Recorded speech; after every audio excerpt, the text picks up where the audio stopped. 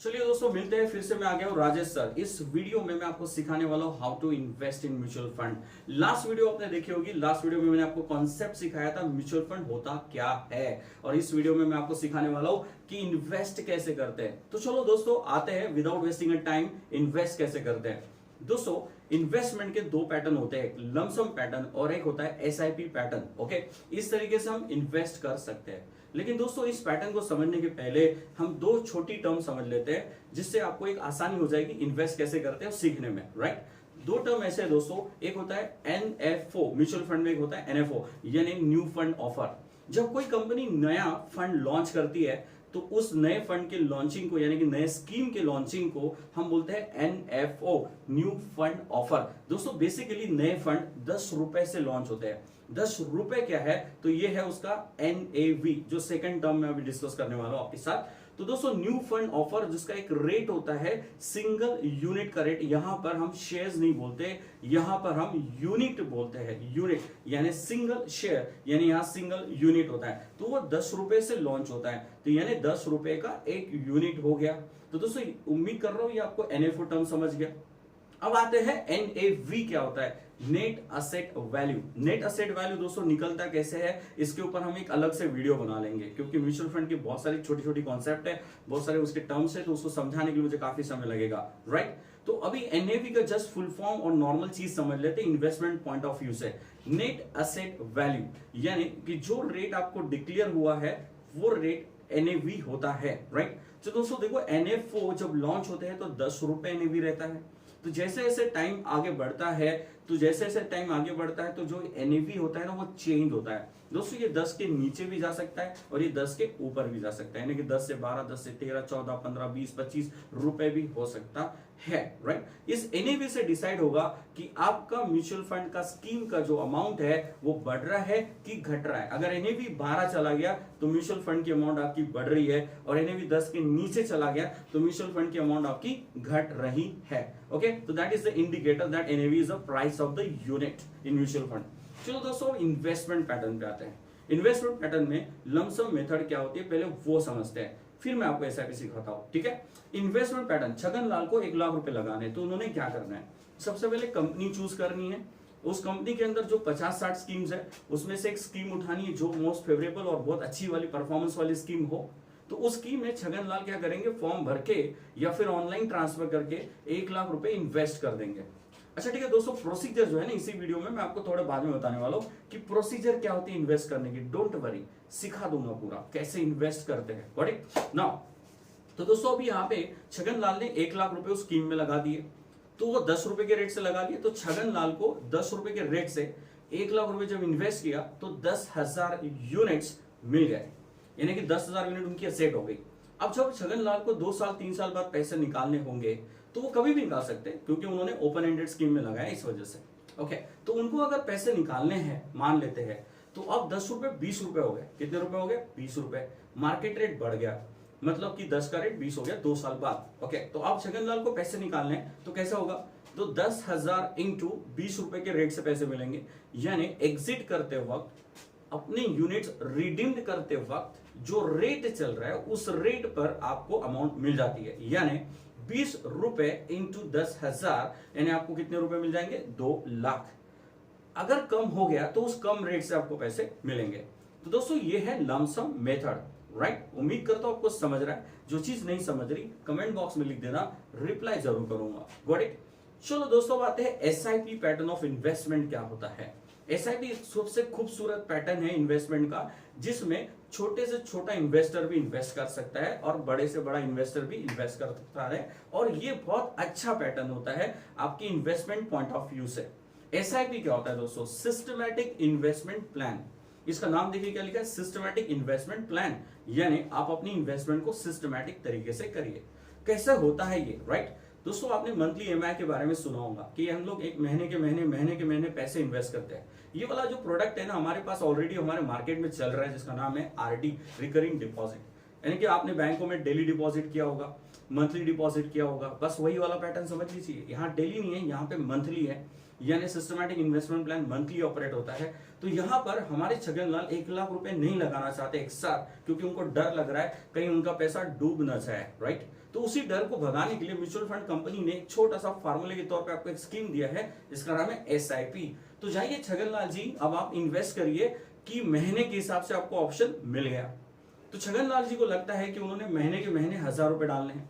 तो दोस्तों इसको अच्छे से समझिए कि होता कैसे है कि अगर मान लेते हैं छगनलाल आज के दिन 1000 रुपए इन्वेस्ट करना चाहते हैं और हर महीने आज के दिन इन्वेस्ट करना चाहते हैं, यानी 1 तारीख को पकड़ लेते हैं, तो 1000 रुपए और 10 रुपए इन्हें भी चल रहा है, तो छगनलाल जी को 100 यूनिट मिल जाएंगे। कितने यूनिट मिल जाएंगे? 100 इस महीने। ओके, अगले महीने मान लेते हैं कि उस यूनिट के रेट क्या हो गए? बढ़ गए, 20 रुपए हो गए।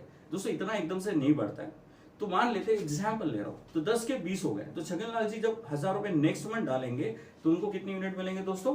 50 यूनिट मिलेंगे। मतलब पहले मिले थे 100, अब मिले 50। तो जैसे NAV का रेट बढ़ते जाएगा वैसे वैसे आपकी यूनिट्स कम कम कम कम होते जाएंगे, यानी आपकी एसेट कम हो जाएगी। तो दोस्तों आप सोच रहे होंगे सर इसमें तो नुकसान हो रहा है सर, वो तो महंगे महंगे रेट से मिलेगा, हर महीने अगर रेट बढ़ते रहे और हम इन्वेस्ट करते रहे तो यूनिट्स तो हमको कम आएंगे, राइट? तो दोस्तों ये बात आपने सही सोची है, लेकिन ये भी सोचिए कि अगर कि 10 रुपए का रेट अगर 9 हो जाए, 8 रुपए हो जाए, 6 रुपए हो जाए, तो क्या होगा? आपको यूनिट्स ज्यादा मिलेंगे, यानी आपकी एसेट्स क्या हो जाएगी? बढ़ जाएगी, राइट? तो दोस्तों बोलेंगे सर इसमें फायदा क्या है? 10 का अगर 8 हो गया और मैंने यूनिट्स खरीद लिए, मेरे को ज्यादा मिल गया, तो फायदा क्या है? तो दोस्तों वेट करो ना लॉन्ग टर्म के लिए, क्योंकि वो 8 रुपए जो हुआ है ना, वो 9 हो जाएगा, 10 भी हो जाएगा, 12 भी हो जाएगा, 13 भी हो जाएगा। म्यूचुअल फंड में इन्वेस्ट करना है तो एडवाइजेबल ये है कि लॉन्ग टर्म तक बने रहिए। शॉर्ट टर्म वालों के लिए म्यूचुअल फंड बिल्कुल भी नहीं है, तो लॉन्ग टर्म तक आप बने रहिए। तो दोस्तों 5 साल, 2 साल, 4 साल, 6 साल, 20 साल भूल जाइए इन्वेस्ट करके, राइट? तो क्या होता है कि 8 रुपए का जो NAV कर गिर गया है ना, तो वो जाके बढ़कर 50, 60, 70, 80, 90 भी हो सकता है दोस्तों, राइट? आप देखिए स्कीम्स के NAVs को तो आपको दिख जाएगा 100 है, 250 है, 200 है, ऐसे ऐसे NAVs मार्केट में है। तो ये क्या एकदम से 250 हो गए? नो, 10 रुपए से 250 तक पहुंच गए, मतलब कि पैसा बढ़ गया है। ओके, तो दोस्तों छगनलाल जी को क्या करना है? तो हर महीने इन्वेस्ट करते रहना है, कभी हायर NAV पे, कभी लोअर NAV पे, यानी इन्वेस्ट करते रहना है। अच्छा ठीक है, क्या SIP जिंदगी भर के लिए होता है? नो। आप अपनी टाइम लिमिट सेट कर दिए दोस्तों। SIP करना है तो आप 1 साल का भी कर सकते हैं, आपको अगर 2 साल का करना है 2 साल का भी कर सकते हैं, यानी 24 महीने का, 36 महीने का, 48 महीने का, मतलब दोस्तों महीने में डिवाइड करिए साल के हिसाब से। मुझे लगता है कि मैंने 5 साल SIP करना है, तो मैं हर महीने का 5 साल तक का इन्वेस्टमेंट फिक्स कर सकता हूं, बस वो फॉर्म में आपको मेंशन करना होता है। दूसरा क्वेश्चन, क्या दोस्तों मैं SIP से कभी भी पैसे निकाल सकता हूं? जी हाँ, SIP आपने ओपन एंडेड स्कीम में करी है और ओपन एंडेड स्कीम में ही SIP होती है, तो आप कभी भी पैसे निकाल सकते हैं दोस्तों। अगर आपको लगता है कि आज मैंने SIP किया और अगले महीने के बाद मतलब 2 महीने बाद मुझे पैसे निकालने हैं, बिल्कुल फ्री है, आप निकाल सकते हैं आप लोग पैसा। आपको उसी एग्जिस्ट मतलब जो रेट चल रहा है at the time of redemption, उसी रेट पर आपको पैसा मिलेगा, जितने यूनिट्स आपके पास है उस यूनिट से मल्टीप्लाइड होगा। ओके, तो दोस्तों ये SIP का इन्वेस्टमेंट पैटर्न है। आपको अभी एक और चीज बताना बाकी है इस वीडियो के अंदर में, जो कि बहुत इंपॉर्टेंट है। तो क्या इसमें कोई चार्जेस लगते हैं इन्वेस्टमेंट के ऊपर? दोस्तों एक समय हुआ करता था कि एंट्री लोड जिसको हम बोलते हैं, यानी इन्वेस्ट करते वक्त आपको म्यूचुअल फंड कंपनी को, इंडस्ट्रीज को चार्जेस देने होते थे, राइट? तो उस वक्त ऐसा था कि एंट्री करते वक्त अगर आपको चार्जेस लग रहे हैं तो एग्जिट करते वक्त यानी पैसे निकालते वक्त आपको कुछ चार्जेस नहीं लगते थे, राइट? अगर आपको एग्जिट लगता था यानी कि निकालते वक्त चार्जेस लगते थे, तो आपको एंट्री के वक्त नहीं लगते थे।